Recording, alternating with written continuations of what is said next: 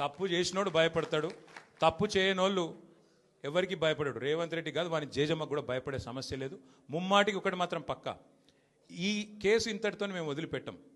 నా క్యారెక్టర్ అసాసినేషన్కి బాధ్యులైన రేవంత్ రెడ్డిని ఆయన తొత్తులుగా పనిచేస్తున్న పోలీసులు కొంతమంది, అందరినీ కాదు, కొంతమంది పోలీసులు ఎవరైతున్నారో ఆయన తొత్తులుగా, ఆయన అడుగులకు మడుగులతో పనిచేస్తున్నారో వాళ్ళని నేను కూడా వదిలిపెట్టను. ఎందుకు వదిలిపెట్టను?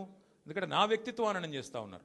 లేని లింకులు అంటగట్టి, లేని రంకులు అంటగట్టి, నాకు ఇష్టం ఉన్నట్టు ఎవరెవరో యాక్టర్లకు లింకులు పెట్టి చిల్లర రాజకీయం ఏదైతే చేస్తున్నారో ఈ విషయంలో నేను మాత్రం వదిలిపెట్టను.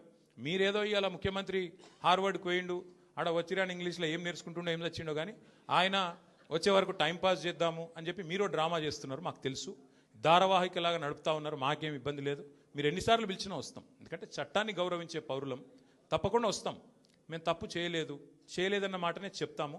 మీరు ఎన్ని రకాల డైవర్షన్ గేమ్లు ఆడినా మేము మాత్రం అర్జునుడి కన్ను ఎట్లయితే ఆనాడు తన గురి మీదనే ఉండనో అట్లే మా గురి మొత్తం కూడా ఈ ప్రభుత్వ అసమర్థత మీద, మీ అవినీతి మీద, మీరు ప్రజలకిచ్చి ఎగ్గొడుతున్న హామీల మీద, యనుమల రేవంత్ రెడ్డి ఎగవేతల రేవంత్ రెడ్డికి ఎట్లా మారిపోయిండో అన్న దాని మీద 420 హామీలు ఇచ్చి ఇప్పటి వరకు 4 హామీలు కూడా నెరవేర్చకుండా ఎట్లా ఈ లుచ్చా పనులు చేస్తున్నాడో వీటిని ఎండగడుతూనే ఉంటాం.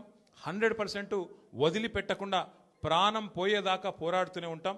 ఎవరికి భయపడకుండా, ఎవరికి తలవంచకుండా నిఖార్సైన తెలంగాణ బిడ్డలుగా, కేసీఆర్ గారి సైనికులుగా, కేసీఆర్ గారిని తిరిగి ముఖ్యమంత్రి చేసేదాకా మేమందరం కలిసికట్టుగా పనిచేస్తూ ఉంటామని చెప్పి